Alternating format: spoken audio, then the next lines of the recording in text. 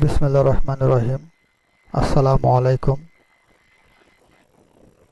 বিষয় কোড ৬৭-২৪৩। বিষয় cooling and heating load calculation. চতুর্থ পর্ব, diploma in engineering refrigeration and air conditioning technology. আমি Abu Mohammad Atikullah, instructor technical refrigeration and air conditioning RAC, Dhaka polytechnic institute, Tejgaon, Dhaka ১২০৮। আমাদের আজকের বিষয় selection of evaporator coil, evaporative coil নির্বাচন।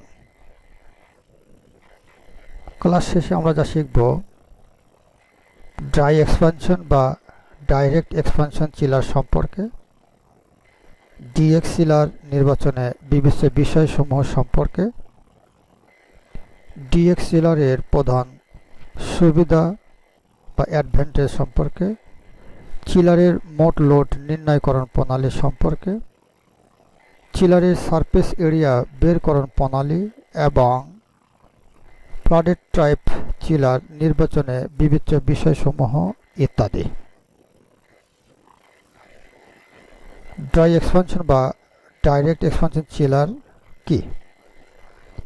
এতে একটি শেলের মধ্যে কতগুলো টিউব থাকে, শেলের মধ্যে পানি প্রবেশ ও বের হওয়ার পথ থাকে, শেলের ভিতরে অবস্থিত টিউবের মধ্যে এক্সপানশন ভালভ থেকে হিমায়ক বা রেফ্রিজারেন্ট সম্প্রসারিত হয়ে বাষ্পে পরিণত হয়।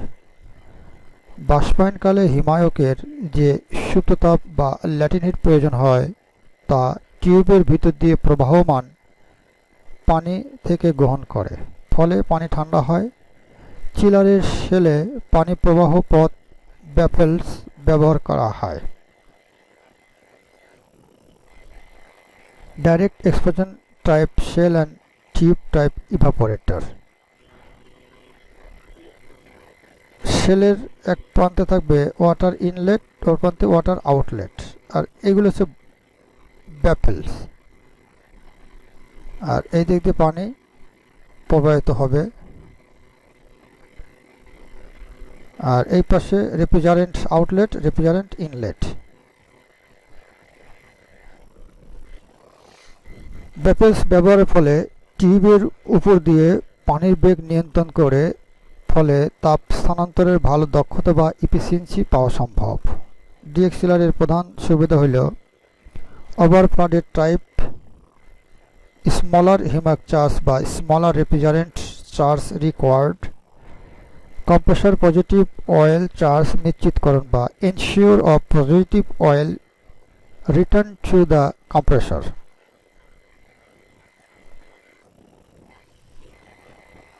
ওভার ফ্লাডেড টাইপ চিলারের চিত্র। এটা একটা ইভাপোরেটিভ কয়েল। ডিএক্স চিলার নির্বাচনে বিবেচ্য বিষয়সমূহ হল সেন্ট্রাল এয়ার কন্ডিশনিং বা এসি প্ল্যান্টে সেকেন্ডারি হিমায়ক ঠান্ডা করার জন্য shell and tube type chiller এবং কুলিং ইউনিট ব্যবহৃত হয়। সাধারণত দু ধরনের চিলার ব্যবহৃত হয়, যেমন ড্রাই এক্সপানশন বা direct expansion chiller, 2 flooded type chiller. DX chiller নির্বাচনে নিম্নোক্ত বিষয়সমূহ জানতে হবে: তাপ সঞ্চালন এবং তরল প্রবাহের প্রতি নজর রাখতে হবে, নির্মাতা কর্তৃক নির্দেশক সম্পর্কে জানতে হবে, ইনলেট ও আউটলেট ওয়াটার তাপমাত্রা, সরবরাহকৃত পানির পরিমাণ, কুলিং রেঞ্জ। সুতরাং চিলারের মোট লোড টনে নির্ণয় করতে হলে নিম্ন সূত্র ব্যবহার করতে হবে। চিলারের মোট লোড টন সমান সমান জিপিএম গুণন 500 গুণন কুলিং রেঞ্জ ভাগ 12,000 BTU পার আওয়ার বা টনে। চিলারের সারফেস এরিয়া নিম্নত সূত্র ব্যবহার করে বের করতে হবে। চিলারের সারফেস এরিয়া A সমান ক্যাপাসিটি বিটিইউ পার আওয়ার ভাগ লোডিং। ডাইরেক্ট এক্সপানশন চিলারের একটি চিত্র বা ডিএক্স চিলার।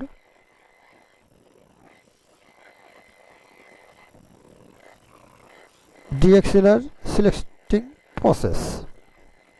এটি ডিএক্স চিলারে আর 12 হিমায়ক ব্যবহৃত ঠান্ডা পানি প্রবাহের পরিমাণ প্রতি মিনিটে 50 জিপিএম, 50 গ্রাম পার মিনিট। যদি চিল্ড ওয়াটারের তাপমাত্রা 54 ডিগ্রি ফারেনহাইট থেকে 46 ডিগ্রি ফারেনহাইট এবং হিমায়কের তাপমাত্রা বা রেফ্রিজারেন্ট টেম্পারেচার কুলারের আউটলেটে 40 ডিগ্রি ফারেনহাইট হয়, তাহলে 1 নম্বর নির্ণয় করতে হবে চিলারের মোট লোড এবং 2 নম্বর সারফেস এরিয়া কত হবে। দেওয়া আছে জিপিএম সমান 500, ঠান্ডা পানি প্রবাহের পরিমাণ প্রতি মিনিটে। T1 54 ডিগ্রি ফারেনহাইট চিল ওয়াটারের তাপমাত্রা, T2 হচ্ছে 46 degree Fahrenheit. Number A, water in minus refrigerant temperature LTD 14 degree Fahrenheit. B, water out minus refrigerant temperature 6 degree Fahrenheit STD. সুতরাং এমইটিডি হচ্ছে mean effective temperature difference table 10.1 থেকে আমরা পাই 9.47 degree F. Surface area A সমান capacity by loading. এখানে surface area আমাদের বের হবে 180.5 ফুট স্কোয়ার, বর্গ ফুট, এবং চিলারের মোট লোড হবে হচ্ছে 16.7 টন। সুতরাং চিলার মোট হচ্ছে 16.7 টন। এই দুটো আমরা পেয়ে গেলাম। এরপরে প্লাডের টাইপ চিলার নির্বাচনে বিবেচ্য বিষয়সমূহ। প্লাডের টাইপ চিলার বলতে চিলারের শেলের ভিতর দিয়ে পানি বা ব্রাইন প্রবাহিত হয়। শেলের ভিতর তরল হিমায়ক এর লেভেল এমনভাবে রাখা হয় যাতে পানির টিউবগুলো তরল হিমায়কে ডুবে থাকে। ইভাপোরেটরের তল হিমায়ক দিয়ে ভিজে থাকার জন্য প্লাডেড চিলারের তাপ স্থানান্তরের ক্ষমতা অনেক বেশি। একটা flooded type shell and tube ইভাপোরেটরের চিত্র। Water outlet, water inlet, refrigerant outlet, refrigerant inlet. এ পাশে হচ্ছে শেল বা ক্লোজ। এটা একটা প্লাডেড টাইপ ইভাপোরেটর। এটা হচ্ছে একটা সার্চ ট্যাঙ্ক। প্লাডেড টাইপ ইভাপোরেটরের মধ্যে লিকুইড থাকবে বেশি, আর সার্চ ট্যাঙ্কের কিছু অংশ থাকবে ভেপার টু কম্প্রেসরে, আর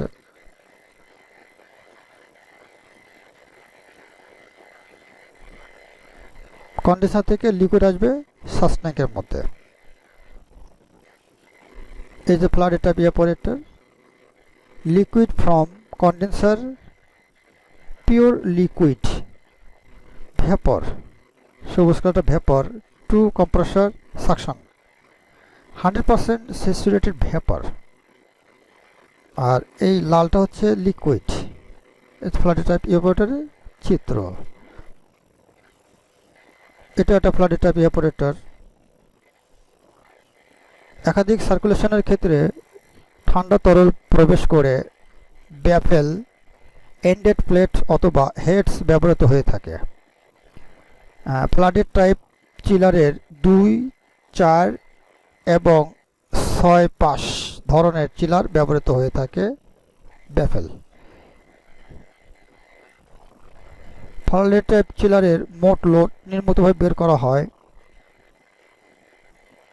মোট চিলার লোড টনে আমরা সূত্র আগে দেখিয়েছি, সারফেস এরিয়াও দেখছি। আর এমইটিডি মিন ইফেক্টিভ টেম্পারেচার ডিফারেন্স বা এমইটিডি টেবিল 10.1 থেকে আমরা বের করে নিব। আর 4 নম্বর পানির চাপ হ্রাস, দৈর্ঘ্য গুণন হ্রাস চাপ সমান সমান বের হবে পানির চাপ হ্রাস।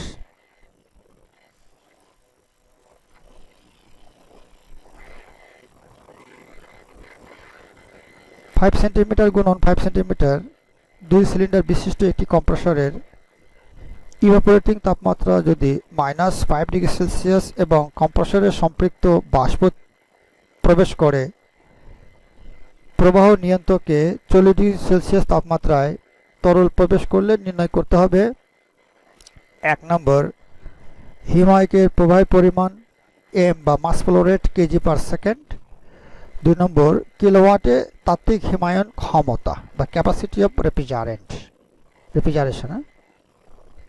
আমরা জানি ভিপি সমান ALN বাই ছোট হাতের n ডিভাইডেড 1000। এখান থেকে আমরা পেয়ে গেছি কত 75। এখান থেকে আমাদের আনতে হবে লিটার পার সেকেন্ডে টেবিল থেকে, এবং এর থেকে আবার নিয়ে আসতে হবে আমাদের ঘনত্ব 0.01539 কেজি পার লিটার। এটা আমাদের চার্ট বা টেবিল থেকে মানটা আসবে। এবং 5°C তাপমাত্রায় এনথালপির মান হলো 349.32 কিলোজুল পার কেজি। 40°C তাপমাত্রায় তরলের এনথালপি হচ্ছে 238.53 কিলোজুল পার কেজি। এখান থেকে আমাদের RE বা রেফ্রিজারেটিং ইফেক্ট বের হবে 110.79 কিলোজুল পার কেজি। এখান থেকে আমাদের নিয়ে আসতে হবে 1 number mass flow rate 4.915 litre per second থেকে 0.01539 কেজি পার লিটার গুণ করলে আমাদের যেটা বের হবে 0.0756 কেজি পার সেকেন্ড। আমরা এখানে ইকুয়েশন দেখিয়েছি litre per second into KG per litre, litre বাদ গেলে কেজি পার সেকেন্ড হবে এর ইউনিটটা। 2 নম্বর তাত্ত্বিক হিমায়ন ক্ষমতা হচ্ছে আমাদের আর এর সঙ্গে এই মাস ফ্লো রেট গুণ করলে যে মানটা পাবো সেটা হচ্ছে ক্যাপাসিটি। সুতরাং তাত্ত্বিক হিমায়ন ক্যাপাসিটি বা ক্ষমতা হচ্ছে 8.376 কিলোওয়াট। হচ্ছে আমাদের অ্যান্সার। এরপরে আমাদের কি চিলার সিলেকশন মেথড বা পদ্ধতি সমূহ কীভাবে করতে হয়। Determine the temperature of the circulating water, যে ওয়াটারটা সার্কুলেশন হবে তার টেম্পারেচার আমাদের বের করে নিতে হবে। একটা হচ্ছে আউটলেট, একটা ইনলেট টেম্পারেচার ওয়াটারের। আর number B determine the cooling system, cooling system সম্পর্কে জানতে হবে। আর ডিটারমাইন দ্য কুলিং ক্যাপাসিটি, কী পরিমাণ ঠান্ডা নিয়ে আসবো। আর ডিটারমাইন দ্য পাম্প লিফট, পাম্পের উত্তোলন ক্ষমতা বের জানতে হবে। Determine the total lift of circulating water এবং determine lifting of the pump. এগুলো আমাদের বিবেচনায় আনতে হবে চিলার নির্বাচন করতে হলে। এটুকু আমাদের শেষ। ধন্যবাদ সকলকে।